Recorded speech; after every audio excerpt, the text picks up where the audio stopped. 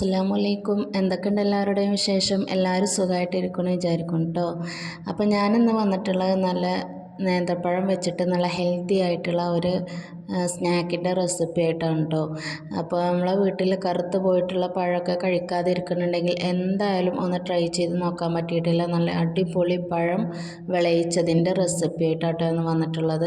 കുട്ടികൾക്കായാലും വലിയവർക്കായാലും ഇനി ഗർഭിണികൾക്കാണെങ്കിലും പ്രസവിച്ച് കിടക്കുന്നവർക്കാണെങ്കിലും എല്ലാവർക്കും നല്ല ഹെൽത്തി ആയിട്ട് കഴിക്കാൻ പറ്റിയിട്ടുള്ള നല്ല അടിപൊളി ടേസ്റ്റിൽ നമുക്ക് പെട്ടെന്ന് തയ്യാറാക്കി എടുക്കാൻ പറ്റും കേട്ടോ. അപ്പോൾ അതിന് വേണ്ടിയിട്ടുള്ളത് ഇതേപോലെ 2 നേന്ത്രപ്പഴമാണ് ഞാൻ എടുത്തിട്ടുള്ളത്. നിങ്ങളെ വീട്ടിൽ പഴുത്തിട്ട് എന്താ പറയുക തൊലിയൊക്കെ കറുത്ത് ഒഴിവാക്കിയിട്ട് കഴിക്കാൻ പറ്റാതെ വെച്ചിട്ടുള്ള പഴമുണ്ടെങ്കിൽ അത് എടുക്കുകയാണ് കേട്ടോ ഏറ്റവും നല്ലത്. അപ്പോൾ ഞാനത് ഇതേപോലെ കട്ട് ചെയ്തെടുത്തിട്ടുണ്ട് കേട്ടോ. ഒരു പഴത്തിൻ്റെ സെൻറ്ററിൽ കൂടി കട്ട് ചെയ്തിട്ട് ഇതേപോലെ ചെറിയ കഷ്ണങ്ങളാക്കി കട്ട് ചെയ്ത് എടുത്തിട്ടുണ്ട് കേട്ടോ. നിങ്ങൾക്ക് ഏത് സൈസിലാണ് ഞാൻ റൗണ്ടിലാണ് കട്ട് ചെയ്യേണ്ടിച്ച് അങ്ങനെയും കട്ട് ചെയ്തെടുക്കാം കേട്ടോ. പിന്നെ ഇതിലേക്ക് വേണ്ടത് ഞാൻ എടുത്തിട്ടുള്ളത് ഒരു അരമുറി തേങ്ങയാണ് കേട്ടോ. 1 കപ്പ് ചിരകിയ തേങ്ങയാണ് ഞാൻ ഇതിലേക്ക് എടുത്തിട്ടുള്ളത്. തേങ്ങയുടെ അളവ് നിങ്ങളെ ആവശ്യത്തിനനുസരിച്ച് കൂട്ടും കുറക്കുകയൊക്കെ ചെയ്യാം കേട്ടോ. ഞാനിപ്പോൾ ഒരു മീഡിയം സൈസിലുള്ള തേങ്ങയുടെ അരമുറി തേങ്ങയാണ് എടുത്തിട്ടുള്ളത്. പിന്നെ ഇതിലേക്ക് ഞാൻ എടുത്തിട്ടുള്ളത് ഒരു ശർക്കരയാണ് കേട്ടോ. 2 പഴത്തിന് ഒരു ശർക്കര എന്നുള്ള രീതിക്കാണ്. ഇതൊരു മീഡിയം സൈസ് മധുരമായിരിക്കും. അപ്പോൾ ഒരു ശർക്കരയാണ് ഇവിടെ ചിരകിയതാണ് എടുത്തിട്ടുള്ളത്. ഇനി ഞാനൊരു പാൻ അടുപ്പത്ത് വെച്ചിട്ടുണ്ട്. ഇനി ഇതിലേക്ക് ഞാൻ ഒരു 1/4 ഗ്ലാസ് വെള്ളം ഒഴിച്ചു കൊടുത്തിട്ടുണ്ട് കേട്ടോ. കുറച്ച് വെള്ളം മാത്രം ഒഴിച്ചെടുത്താൽ മതി. ഒരു 1/4 ഗ്ലാസ് വെള്ളം ഒഴിച്ചു കൊടുത്തിട്ടുണ്ട്. ഇനി ഇതിലേക്ക് നമ്മൾ ചിരകി വെച്ചിട്ടുള്ള ഒരു ശർക്കര ഉണ്ടല്ലോ അതും കൂടി ഇതിലേക്ക് ഇട്ട് കൊടുക്കുക കേട്ടോ. ഇനി ശർക്കര ചിരകാതെ വേണമെങ്കിൽ മുഴുവനായിട്ട് വേണമെങ്കിലും അങ്ങനെ ഇട്ട് കൊടുക്കാം. നമുക്ക് പെട്ടെന്നായി കിട്ടാൻ വേണ്ടിയിട്ടാണ് ഞാൻ ഇതുപോലെ ചിരണ്ടിയത് ചേർത്ത് കൊടുത്തിട്ടുള്ളത് കേട്ടോ. ഇനി ഇതൊന്ന് തിളച്ച് വരട്ടെ. അപ്പോൾ ഇതൊന്ന് മെൽറ്റായിട്ട് ഫുള്ളായിട്ട് മെൽറ്റായി വന്നിട്ടുണ്ട്. ചിരകിയത് ഇട്ട് കൊടുത്തുകൊണ്ട് പെട്ടെന്ന് മെൽറ്റായി കിട്ടിയിട്ടുണ്ട് കേട്ടോ. ഇനി ഇതിലേക്ക് നമ്മൾ കട്ട് ചെയ്ത് വെച്ചിട്ടുള്ള പഴം കൂടി ഇതിലേക്ക് ഇട്ട് കൊടുക്കാം കേട്ടോ. നല്ല പഴുത്ത പഴമാണെങ്കിൽ നമുക്ക് പെട്ടെന്ന് റെഡിയായി കിട്ടും. ഇനി പഴം ഈ ലായനിയിൽ കടന്നിട്ട് ജസ്റ്റ് ഒന്ന് വേവിച്ചെടുക്കാം കേട്ടോ. ഒരു 5 മിനിറ്റ് കുക്ക് ചെയ്തെടുത്താൽ മതി. ഒരുപാട് ഓവർ കുക്ക് ചെയ്യേണ്ട ആവശ്യമില്ല. എന്താ പറയുക 1 2 3 തള വരുന്ന സമയം വരെ വെയിറ്റ് ചെയ്താൽ മതി കേട്ടോ. ഈ സമയത്ത് തീ എന്തായാലും മീഡിയം അല്ലെങ്കിൽ ലോ ഫ്ലെയിമിലിടാൻ ശ്രദ്ധിക്കണം. ഒരിക്കലും ഹൈ ഫ്ലെയിമിലിട്ട് ഇത് കുക്ക് ചെയ്തെടുക്കരുത് കേട്ടോ. ജസ്റ്റ് ഇളക്കി കൊടുത്തിട്ട് വേണം ഇത് കുക്ക് ചെയ്തെടുക്കാൻ. പഴം ഒരുപാട് കുക്ക് ചെയ്യേണ്ട ആവശ്യമില്ല. നല്ല പഴുത്ത പഴമാണെങ്കിൽ നമുക്ക് പെട്ടെന്ന് റെഡിയായി കിട്ടും കേട്ടോ. ഇത്രയും ടൈമൊന്നും എടുക്കില്ല.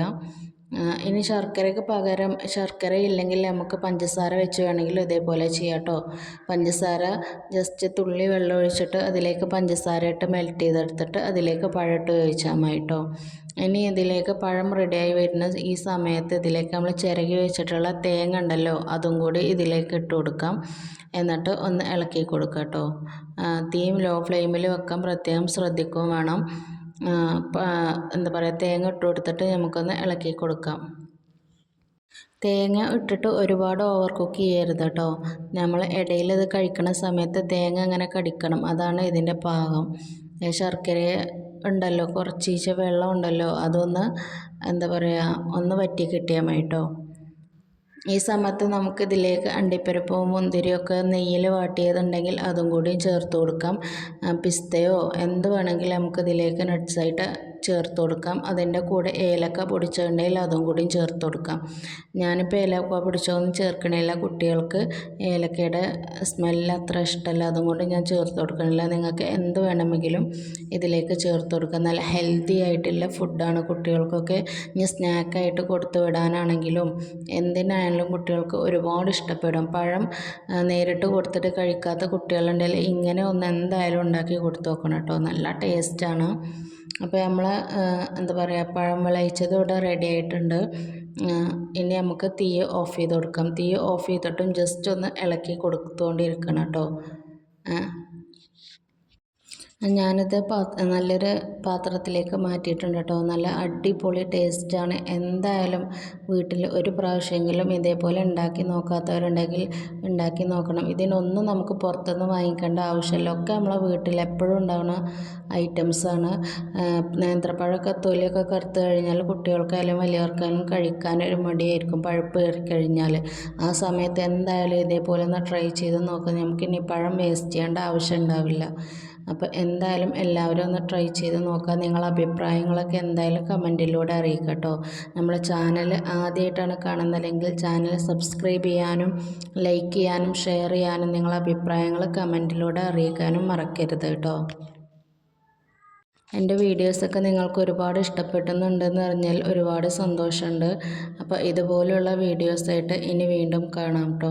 അപ്പോൾ എന്തായാലും കുട്ടികൾക്ക് പറഞ്ഞ പോലെ ഇതുപോലെ ഒന്ന് ഉണ്ടാക്കി കൊടുത്ത് നോക്കൂ. കഴിക്കാത്ത കുട്ടികളുണ്ടെങ്കിൽ എന്തായാലും കഴിക്കും. സ്കൂളിലേക്ക് സ്നാക്കായിട്ട് കൊടുത്തു വിടാനും നല്ല അടിപൊളി ഒരു റെസിപ്പിയാണ്. എന്തായാലും ട്രൈ ചെയ്ത് നോക്കിയിട്ട് നിങ്ങളുടെ അഭിപ്രായങ്ങൾ കമൻറ്റിലൂടെ അറിയിക്കും കേട്ടോ.